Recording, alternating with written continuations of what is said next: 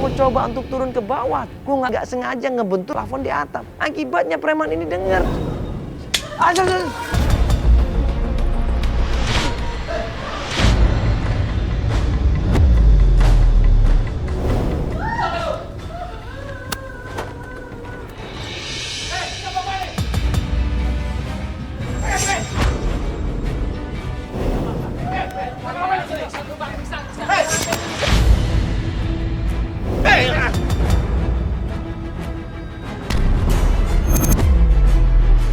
Akhirnya gue coba masuk ke dalam gudang, gue coba tolongin perempuan ini dan kemudian preman ini tahu.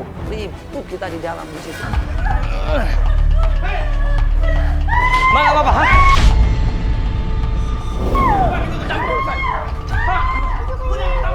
Saya jangan turun. Ini perempuan.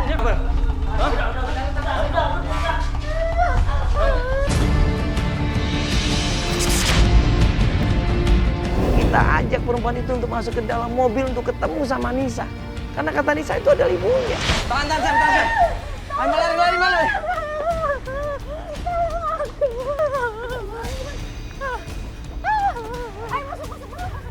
Perempuan ini ketakutan, dia panik, badannya basah semua. Dan waktu ketemu sama Nisa, Nisa bilang bukan ibu Nisa. Ada ini ibu adek bukan?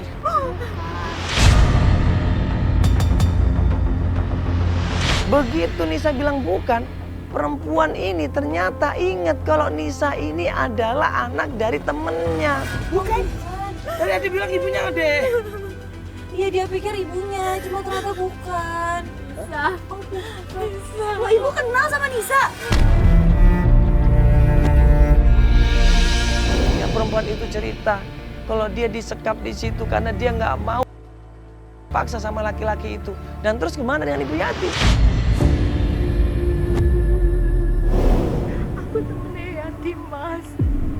Wah, astagfirullahaladzim. Tapi Mbak kenal sama anaknya Ibu Yati? Kenal, Mas. Yati pernah cerita sama aku. Kasihan Yati, Ibu, tolong. Kenapa Yati? Yati terakhir aku tahu itu. Di mana Yati?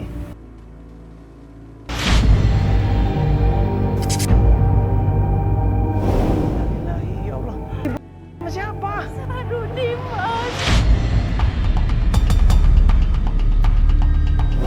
Ibu Yati ternyata sama. Profesinya sama seperti ibu itu. Dia dipaksa untuk om dan kalau nggak mau disiram air di situ. Sayang, tante ini teman mama kamu, sayang. Mama kamu itu sebenarnya sayang sama kalian. Mama itu sebenarnya itu tidak pernah ingin meninggalkan kalian. Mama kamu itu cari uang, sayang, buat biaya adik kamu nih sakit jantung.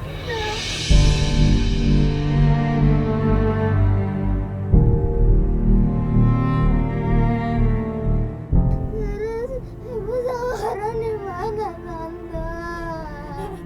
Sabar ya sayang, kita cari sama-sama. Pasti kamu ketemu sama ibu kamu. Mas.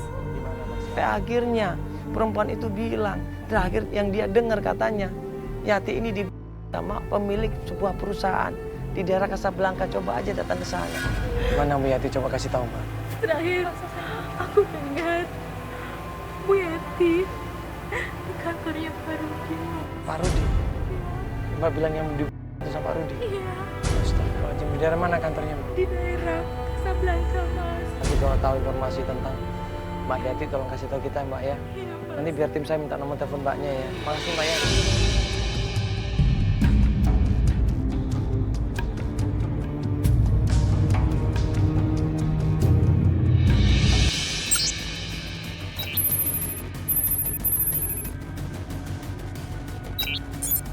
Sampai tempat kantornya Om Rudi. Kita turun dari mobil, kita coba tanya baik-baik sama Om Rudi. Tapi ternyata diusir sama satpamnya. Nih, Pak. Halo Pak. Ya, maaf Pak, ganggu sebentar Pak. Saya Mandala dari TV. Ya, bisa ketemu sama Pak Rudi Pak. Oh, ini ada apa, Pak? Ya, kita lagi ada syuting ini Pak. Nah, ini, Pak.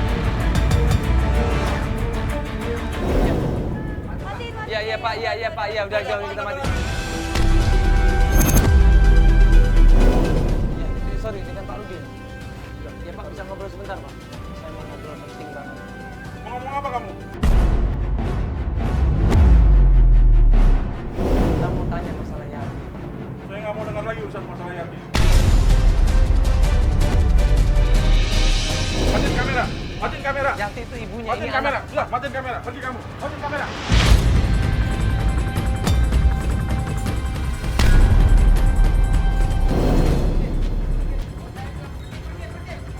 Satpamnya ngusir kita, di situ akhirnya kita cari akal. Yang tadi satpamnya bilang kita nggak boleh bawa kamera, nggak boleh rame-rame. Ya sudah, akhirnya gue coba turun sendirian tanpa kamera. Pak, ya tolong banget Pak, itu anaknya Pak, dia belum ketemu sama ibunya. Ya tapi tolong matiin Pak. Ini Kamera nggak usah deh, yuk kamera di mobil silakan aja. kamera Yuk. masuk. Yaudah, Kamera coba di masuk mobil, Pak. silakan.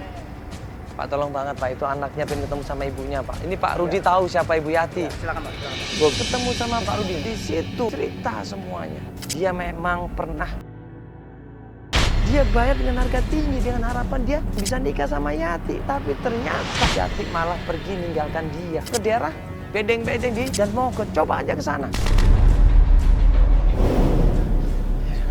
Gimana Om? Gimana katanya? Ibu gimana? Udah kenal kan dulu sama sama Yati. Ya macam-macam dulu ya. Yuk kita langsung ke tempat bedeng-bedeng di daerah Grogol. Katanya dari sana. Tadi kita langsung buru-buru ke sana. Kamu ada di kamu nggak apa-apa sayang?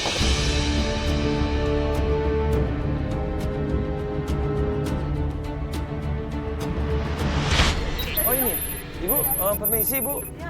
Rumahnya Bu Yati bener sini Bu. Kita tanya sama tetangganya, bener nggak Yati memang tinggal di sini? Dan dia bilang iya, emang bener Mas. Iya, yang penyanyi dangdut Ibu. Iya, yang sebelah sono, tapi orangnya lagi pergi. Boleh pergi kemana Ibu? Biasanya di lampu merah. Ibu lampu merah. Ngapain lampu merah Ibu? Nggak tahu, kalau setiap sore dia adanya di sono, Om. Setiap sore dia ada di sana. Sekarang ini ada? Ada. Oh, langsung aja ke sana kalau gitu. Ya makasih Bu ya. Iya, kita langsung ke sana.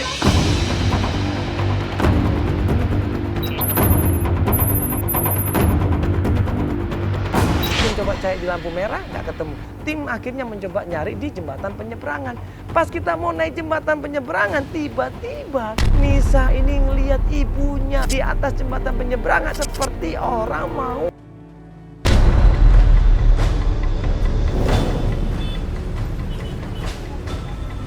Itu Ibu! Apa? Itu Ibu! Mana? Itu! Buru-buru gue lari ke jembatan penyeberangan, gue kejar itu supaya dia jangan nekat untuk loncat, supaya jangan. Yakin ada itu? Masya Allah. Ayo kejar.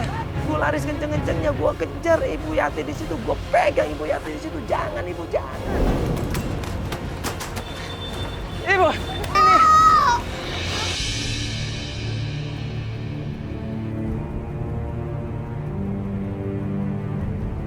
Dia nangis di situ. Dia nangis tersengguk-sengguk di situ dan gua ngeliat ada papan nama di dadanya dan di situ bertuliskan mau Aku sakit, aku lagi cari uang, Mbak. Aku mau jual ginjal sama jantung aku. Aku obat enggak seperti banyak cara yang lain yang bisa Ibu lakuin, Bu. Ibu kan masih sehat, Ibu juga masih sempurna semuanya, Ibu bisa kerja yang lain. Kalau ibu jual ginjal ibu, terus anak ibu sehat, kemudian ibu sakit, kemudian ibu meninggal, siapa mereka? Siapa yang jaga mereka? Saya nanya siapa yang jaga mereka?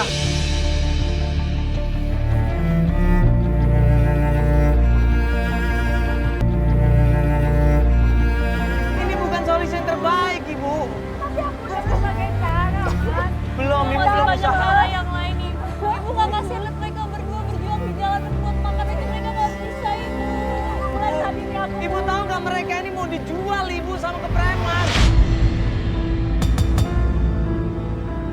Maafin Ibu, Nak.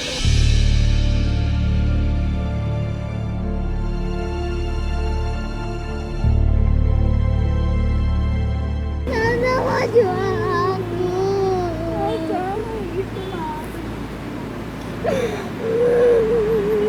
Ibu yang mau pergi ya. Aku bantuin Ibu cari uang. Aku bisa jualan kamu. Aku bisa ngamen.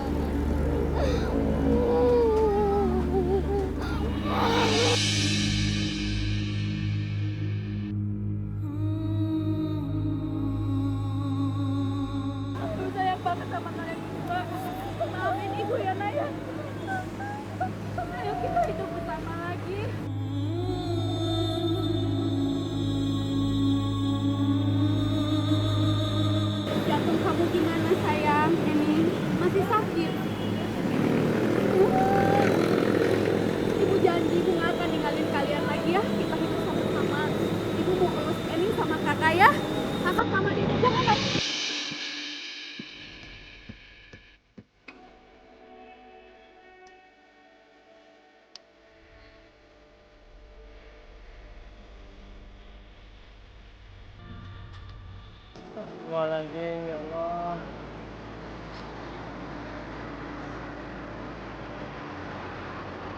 Kasihan, ya. Kasihan banget ini, coba lihat. Masa anaknya harus dibiarin, terlantar di pinggir jalan, cari uang sendiri, cari nafkah sendiri. Sedangkan ibunya ngambil keputusan sendiri, tanpa memikirkan anaknya, baik atau enggak, apa yang dilakukan ibunya. Itu sesuatu yang salah. Jakarta ini kota keras, gitu. Tapi kita harus berjuang di kota ini, kita harus berusaha untuk anak kita, untuk keluarga kita. Apapun harus kita lakukan, yang penting halal.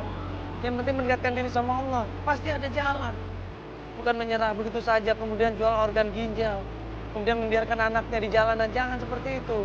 Ya, alhamdulillah mereka udah bertemu. Ya mudah-mudahan ibunya sadar. Ya ibunya sayang lagi sama anak-anaknya dan mau berkumpul lagi sama anaknya ya. Ya udah, ini tugas kita udah selesai. Ya kita mohon pamit, kita bantu dengan kita yang lainnya, ayo.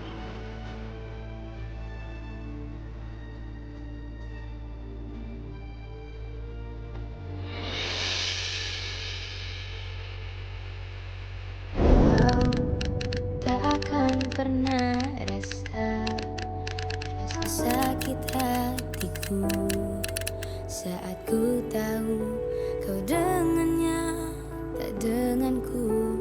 Ku genggam erat janjimu.